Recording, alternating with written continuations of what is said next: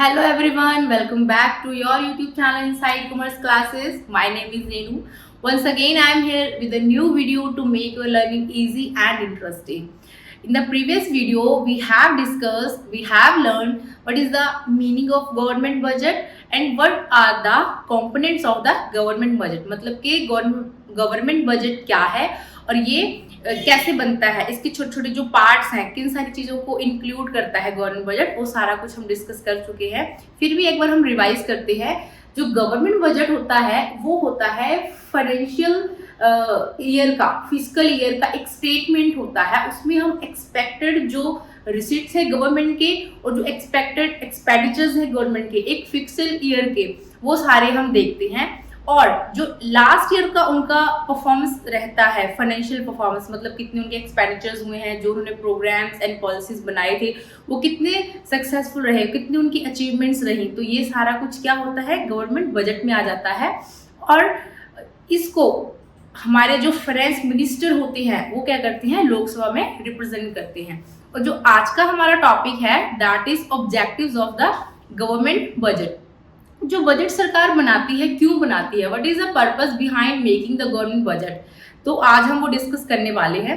So without wasting time let's begin our today's topic. The very first and important जो हमारा objective है that is GDP growth. जो government है वो budget बनाती है इसलिए ताकि जीडीपी हमारी कंट्री की, हमारी इकोनॉमी की क्या हो सके, ग्रो हो सके। ये कैसे होगी? There are two ways. First तो है पब्लिक इन्वेस्टमेंट एक्सपेंडिचर के जरिए, पब्लिक इन्वेस्टमेंट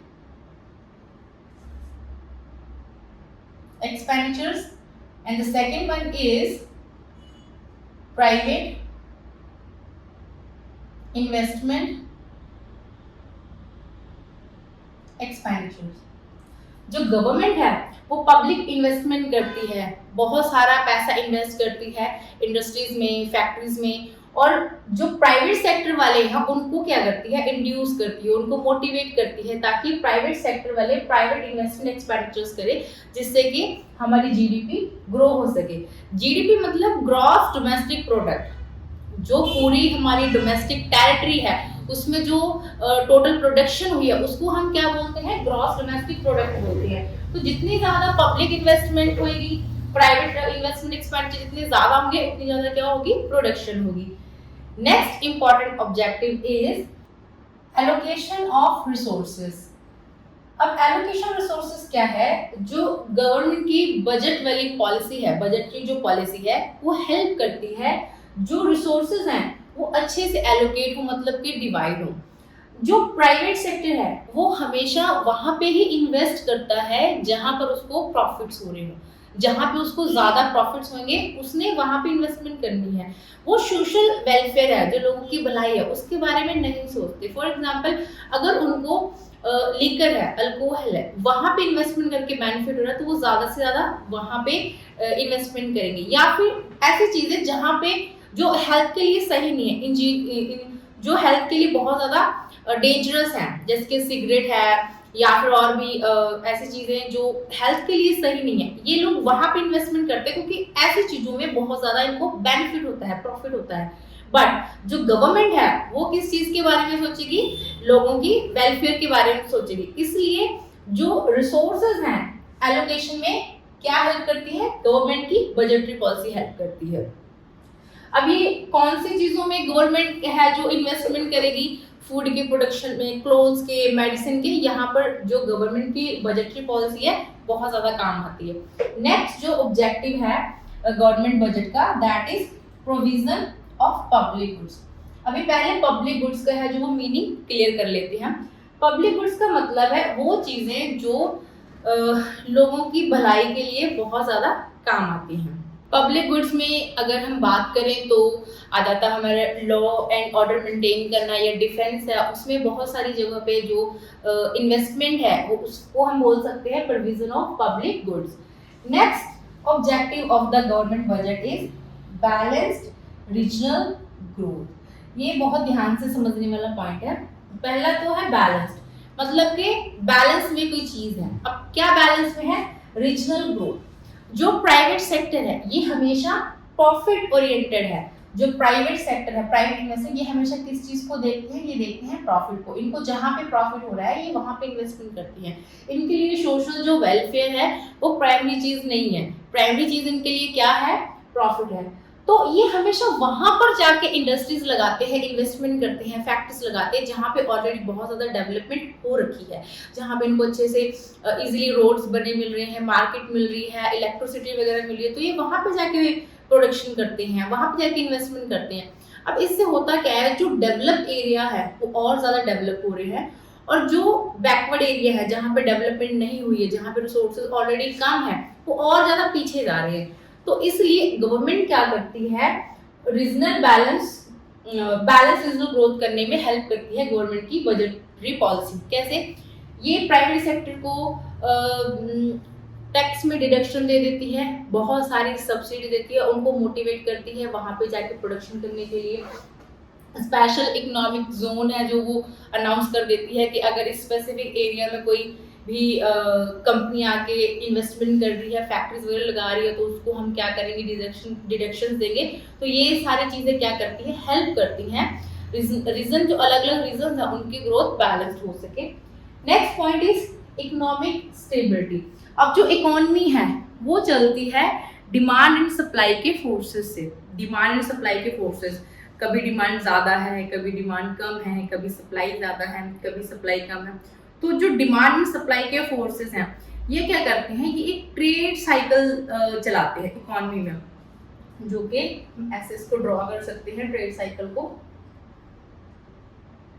ये क्या रिप्रेजेंट कर रहा है, ये ट्रेड साइकिल को रिप्रेजेंट कर रहा है। ये जो कर्व है ये ट्रेड साइकिल है। अब इसमें डिमांड और सप्लाई के अकॉर्डिंग अलग अलग सिचुएशंस आती हैं। अगर मैं बात करूं इसकी, ये जो पीक पे है इसको हम बूम बोलेंगे, ठीक है। और ये जो कर्व नीचे आ रहा है ये रिसेशन है, ये रिसेशन है। और जो बिल्कुल ये नीचे वाला ये जो पॉइंट टच कर रहा है ये होता है डिप्रेशन। उसके बाद फिर ये जब ऊपर जाता है कर्व, इसको हम रिकवरी फेज बोलते हैं, रिकवरी फेज। तो ये जो कर्व है ये ट्रेड साइकिल है। अब इस वाले पॉइंट पे बहुत ज्यादा इन्फ्लेशन होता है, इस वाले पॉइंट पे डिफ्लेशन होता है। तो ये दोनों ही चीजें, चाहे तो इन्फ्लेशन हो या डिफ्लेशन हो, इकोनॉमी के लिए सही नहीं है।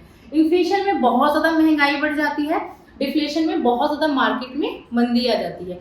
तो गवर्नमेंट की जो बजटरी पॉलिसी है, जो बजट प्रिपेयर करती है गवर्नमेंट, बहुत ज़्यादा हेल्प करती है इन्फ्लेशन डिफ्लेशन दोनों के कंट्रोल करने के लिए, ठीक है। उसकी वजह से क्या होता है, इकोनॉमी जो हमारी है वो स्टेबल रहती है। इकोनॉमिक स्टेबिलिटी भी गवर्नमेंट का एक बहुत ही इंपॉर्टेंट ऑब्जेक्टिव है जब वो बजटरी पॉलिसी बना रही होती है। अब अगर इस चीज़ को और डिटेल में मैं समझाऊं तो क्या होता है, इन्फ्लेशन कब होता है, महंगाई कब बढ़ती है, जब प्राइसेस बहुत ज़्यादा इंक्रीज हो रही है हर चीज़ के, ठीक है।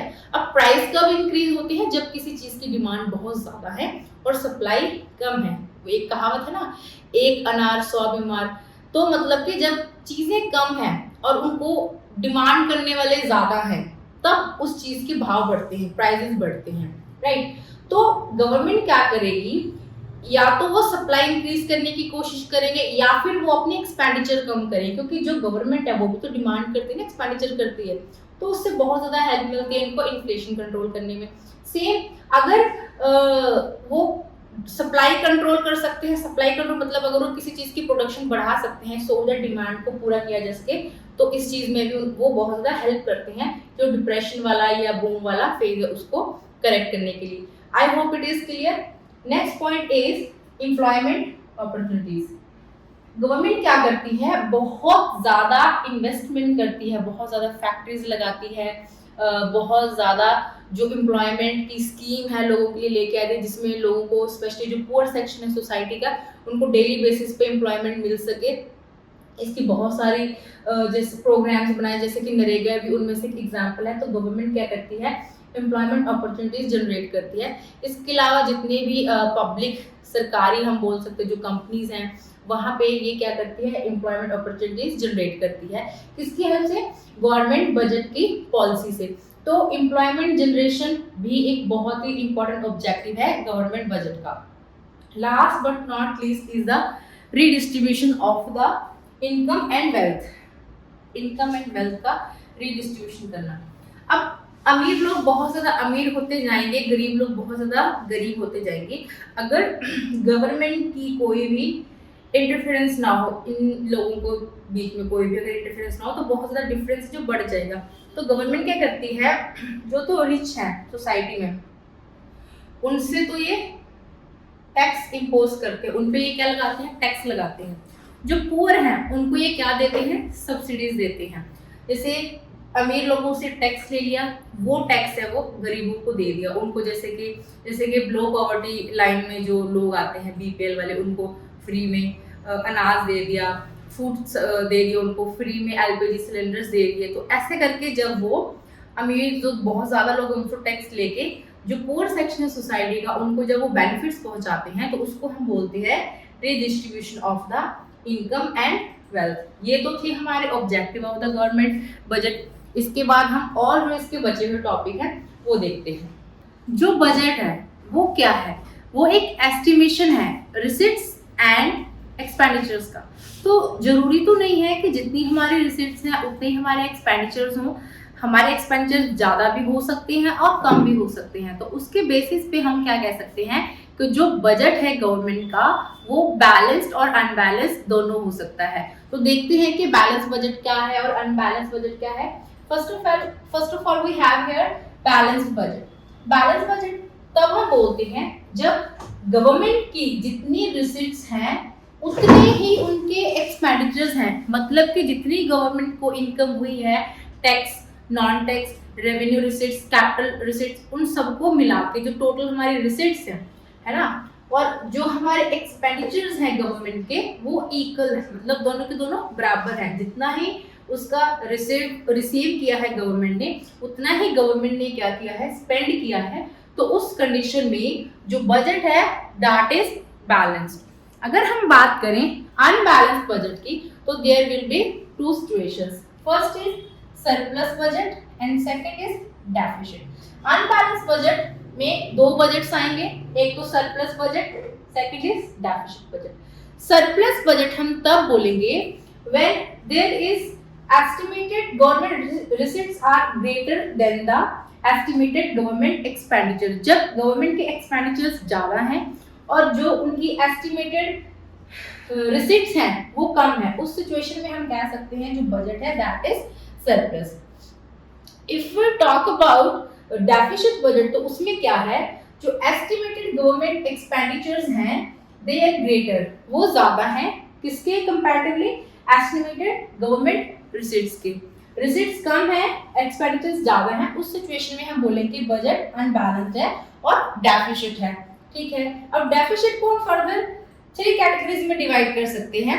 First is revenue deficit budget. इसको कैलकुलेट करने का फॉर्मूला क्या है, revenue expenditures minus revenue receipt. इस सिचुएशन में जो डेफिसिट आता है उसको हम बोलते हैं रेवेन्यू डेफिसिट। इसको हम करेक्ट कर सकते हैं एक तो डिसइन्वेस्टमेंट करके, मतलब कि गवर्नमेंट को क्या करना पड़ेगा, जो भी उनकी एसेट्स हैं, सोर्सेज, जैसे कोई फैक्ट्रीज वगैरह हैं वो उनको सेल करनी पड़ेगी। ठीक है, या फिर उनको कट डाउन करना पड़ेगा, अपने एक्सपेंडिचर्स हैं जो गवर्नमेंट को कम करने पड़ेंगे। एक्सपेंडिचर जिसके वो कोई सब्सिडीज वगैरह दे रहे हैं नहीं, उनको वो बंद करनी पड़ेगी। जो पुअर लोग हैं सोसाइटी का एक पुअर सेक्शन है उनको जो भी वेलफेयर कर रहे हैं उनके लिए वो चीज़ खत्म करनी पड़ेगी। मतलब कि उनको अपने एक्सपेंडिचर्स में कट डाउन करना पड़ेगा रेवेन्यू डेफिसिट को करेक्ट करने के लिए, जो कि एक अच्छी चीज़ नहीं है। इसके अलावा एक और वे है इसको रेवेन्यू डेफिसिट को करेक्ट करने का, दैट इज बोरोइंग। जो गवर्नमेंट है उसको आरबीआई से या फिर जो जनरल पब्लिक है उससे क्या है, लोन लेना पड़ेगा अपने रेवेन्यू डेफिसिट को कम करने के लिए। Next is fiscal deficit. इसको कैलकुलेट करने का फॉर्मूला है total expenditures minus total receipts other than the borrowings. इससे हमें क्या पता चलता है कि जो गवर्नमेंट है वो एक इन्फ्लेशन स्पाइरल में फंसती जा रही है। जो इन्फ्लेशन है वो इकोनॉमी में बहुत ज़्यादा बढ़ता जाएगा। इसके अलावा जो इकोनॉमी है, जीडीपी है ना, जीडीपी की जो ग्रोथ है इकोनॉमी में वो स्लो होती जाएगी। फिस्कल डेफिसिट हमें इसी चीज को एक हम कह सकते हैं सिंबल है, हमें दिखाता है कि जो इकोनॉमी में जो ग्रोथ है वो क्या है, लो होती जा रही है। उसके बाद है हमारा प्रायोरिटी डेफिसिट, ये सिमिलर ही है फिस्कल डेफिसिट के, बस इसमें हम जो इंटरेस्ट पेमेंट है वो नहीं लेते, बाकी सब सेम वैसे के वैसे ही है। और इसको कैलकुलेट करने का, प्राइमरी डेफिसिट को कैलकुलेट करने का फॉर्मूला है फिस्कल डेफिसिट, मतलब कि इन दोनों को माइनस करके जो हमारा फिस्कल डेफिसिट आता है उसमें से हम क्या करते हैं, सिर्फ एक्सक्लूड कर देते हैं इंटरेस्ट पेमेंट को। So that's all for today. I hope ये सारा का सारा टॉपिक आपको बहुत अच्छे से समझ आया होगा और आपके सारे डाउट्स क्लियर हो गए होंगे। Thanks for watching the video, like the video, subscribe the channel और मिलते हैं न्यू वीडियो में।